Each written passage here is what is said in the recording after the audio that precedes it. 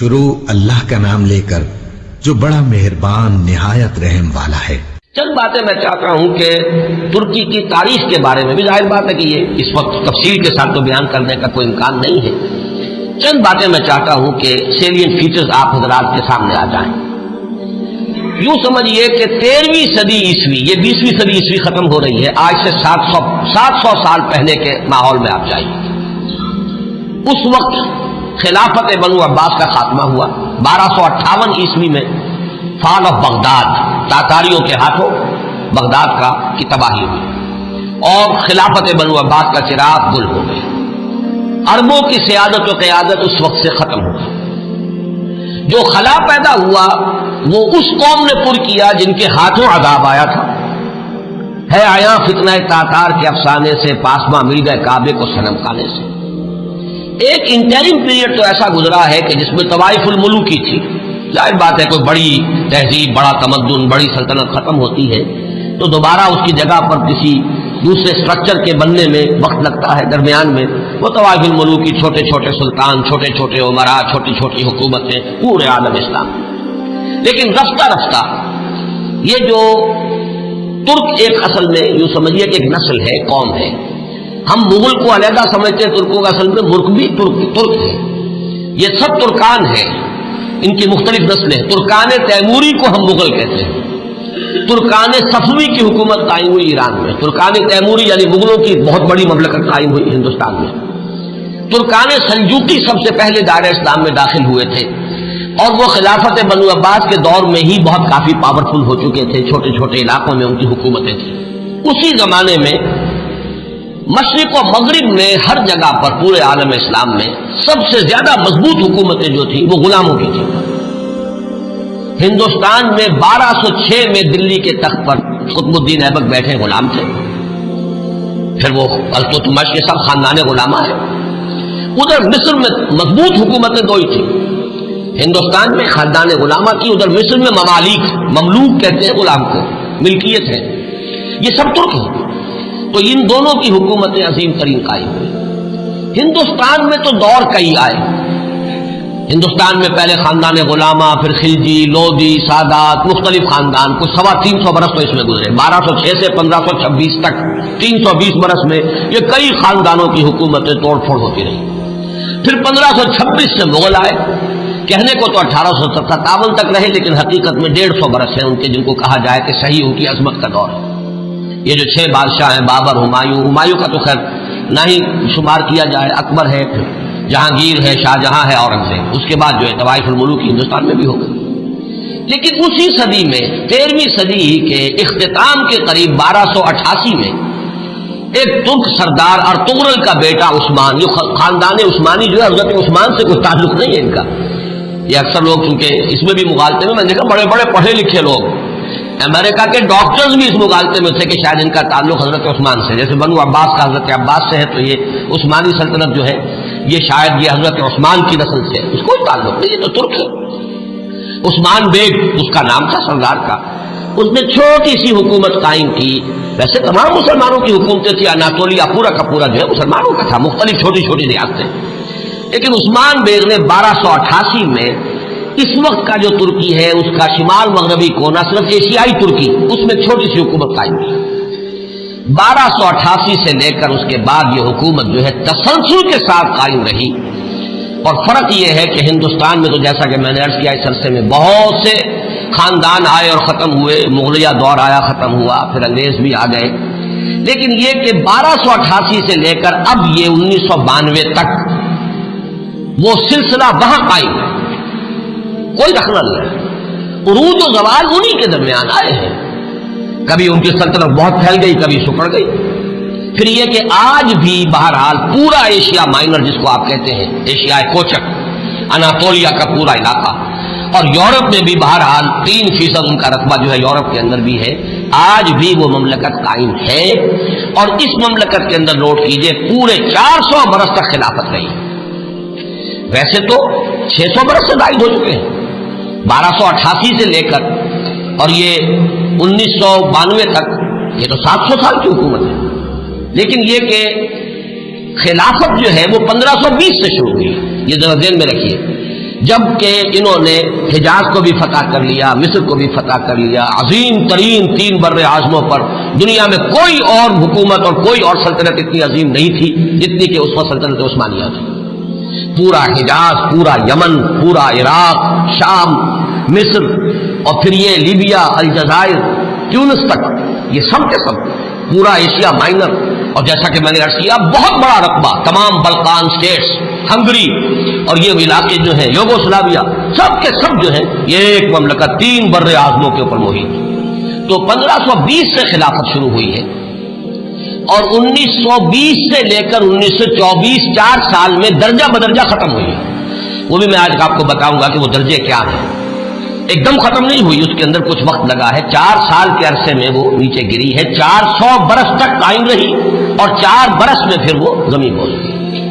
اور خاص طور پر یہ پوائنٹ نوٹ کرنے کا ہے کہ بقیہ جو خلافتیں تھیں، خلافت بنو امیہ، خلافت بنو عباس، خلافت، ان سب کو تو چیلنج کرنے والے کوئی نہ کوئی سامنے آتے رہے۔ بنو امیہ کی خلافت کو چیلنج کیا پہلے حسین ابن علی نے رضی اللہ تعالی عنہما، پھر حضرت عبداللہ ابن زبیر نے رضی اللہ تعالی عنہما، پھر یہ کہ خلافت بنو عباس کو چیلنج کرنے والے حضرت زید، حضرت حسن کی اولاد میں سے رضی اللہ تعالی عنہ، پھر انہی کی اولاد میں سے ایک اور نفس زکیہ اٹھے جن کا نام اصل میں محمد ابن عبداللہ ہے، نفس زکیہ ان کا لقب ہے۔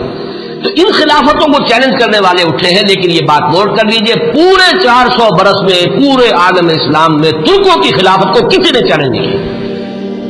متفق علیہ خلافت پورے عالم اسلام نے، اگرچہ پورا عالم اسلام ان کی حکومت میں شامل نہیں تھا، خلافت کو مانتے تھے، جہاں کہیں کو حکومت بدلتی تھی وہاں سے منگواتے تھے اپنے لیے سند، اور پورے عالم اسلام میں خلیفہ کا نام لیا جاتا تھا خطبوں کے۔ تو اس اعتبار سے یہ بہت ہی ایک غیر معمولی بات ہے، 400 برس تک خلافت کا جاری رہنا، اور وہ اس شان کے ساتھ کہ اس کو کسی وہ انڈسپیوٹڈ مجمع علیہ متفق علیہ خلافت رہی۔ اس میں سے ذرا میں چاہتا ہوں کہ تھوڑا سا جغرافیہ کا بھی آپ اپنے ذہن میں اور وہاں کا جو مسئلہ ہے وہ جما لیجیے۔ اناطولیہ وہ تو آپ نے نقشے کے اندر دیکھا ہوگا، کافی بڑا رقبہ ہے، اور اصل 97% ترکی موجودہ جو ہے وہ اسی میں ہے، 3% جو ہے یورپ میں ہے۔ اس کی آبادی کوئی 5.5 کروڑ ہے، آبادی کے لحاظ سے پاکستان کا نصف ہے تقریباً۔ اس میں سے 1 کروڑ کے لگ بھگ صرف ایک شہر استنبول میں ہے۔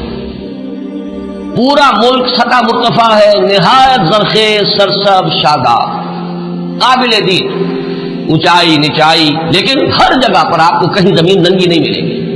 دریا ہیں بکثرت، جھیلیں ہیں بکثرت میٹھے پانی کی، اور ابھی ہم نے وہاں پر جو کچھ معلوم کیا، ہر شے ان کی اپنے ہاں موجود ہے، ہر اعتبار سے سیلف سفیشینٹ ملک ہے۔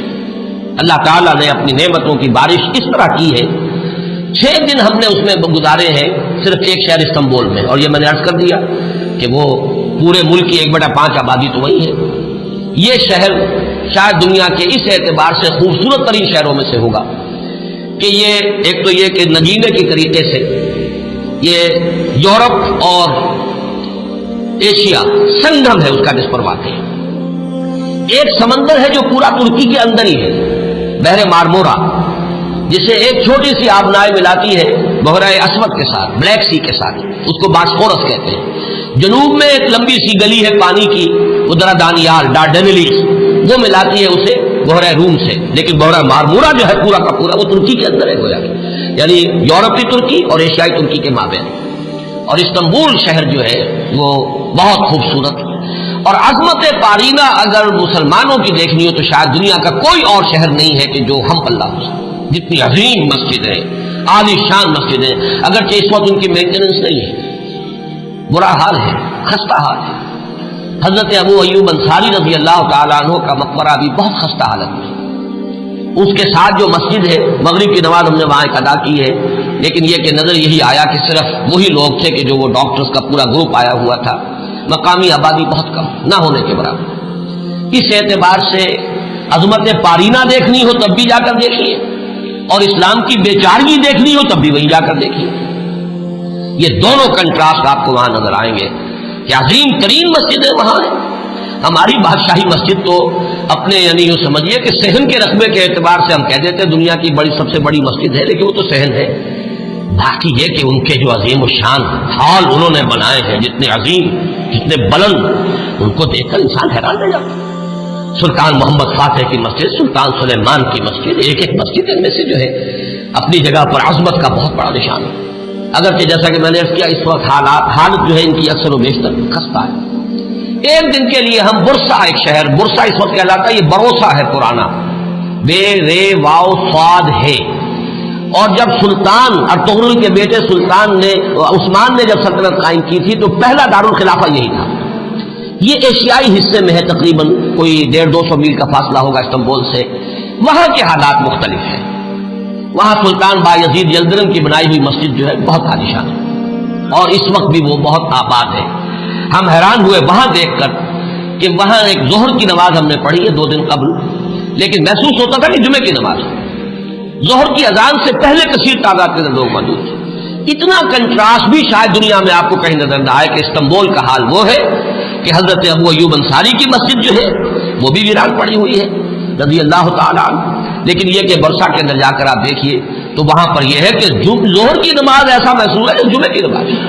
اذان سے پہلے نصف مسجد بھری ہوئی تھی اور اس کے بعد جو ہم نے دیکھا ہے ان کا جوش و خروش اور پاکستانیوں سے نہایت محبت، وہ بھی وہیں نظر آتی ہے، استنبول میں نہیں۔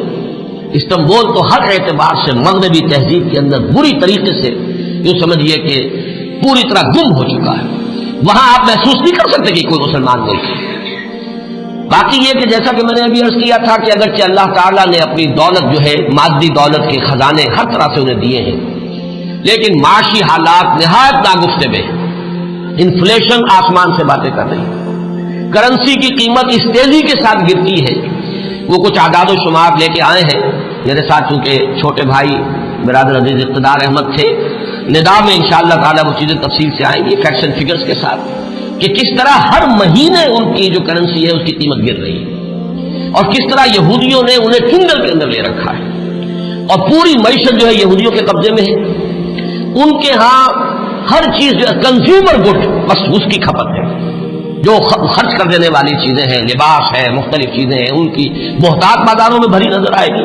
لیکن یہ ہے کہ ان کی جو یعنی یوں سمجھیے کہ شراب پانی کی طرح، ایک عجیب کنٹراسٹ ہے اس اعتبار سے بھی، خنزیر وہاں نہیں کھایا جاتا، لہذا یہ تو اطمینان ہوتا ہے آپ جہاں چاہیں جا کے کھانا کھا لیں، آپ کو پتہ ہے یہاں حرام چیز کھانے میں نہیں ہے، لیکن شراب پانی کی طرح پی جاتی ہے۔ یہ بھی تضاد، یہاں تک کہ واقعہ یہ ہے کہ ہمارا ایک گائیڈ تھا، اس نے کہا بڑے ہی فخر کے ساتھ، ایک جگہ جب ہم جا رہے تھے حضرت ابو ایوب انصاری رضی اللہ تعالیٰ عنہ کی مسجد کی طرف، اس نے ایک علاقہ بتایا اور اس نے کہا یہ اتنے ریسٹورانٹ جو آپ کو نظر آ رہے ہیں یہ سب شراب اور ہر جگہ ہے، لیکن رمضان میں یہ سب بند ہوتے ہیں، رمضان میں ہم شراب نہیں پیتے۔ ہم نے کہا رمضان ہی میں نہیں پیتے تو یہ باقی شراب، باقی تو پیتے ہیں۔ کسی نے پوچھ لیا کیا روز؟ ہاں روز پیتے ہیں۔ وہ بالکل کوئی اس کے اندر کوئی گلٹی کانشنس، کسی طرح کی کوئی انہیبیشن، کوئی کسی درجے کی کوئی شرمندگی ختم نہیں، لیکن رمضان میں یہ سب بند ہوتے ہیں رمضان کے اندر۔ تو میں نے کہا کہ اللہ کرے کہ یہ رمضان ہی پورا سال ہو جائے، کوئی ایسی شکل بن جائے کہ پورا سال ہر روز عید نے اس کے حلوہ خورت کسے، اللہ کرے کہ پورا سال جو ہے وہ رمضانی کی شکل بن جائے تاکہ وہاں سے شراب کی لعنت کا خاتمہ ہو۔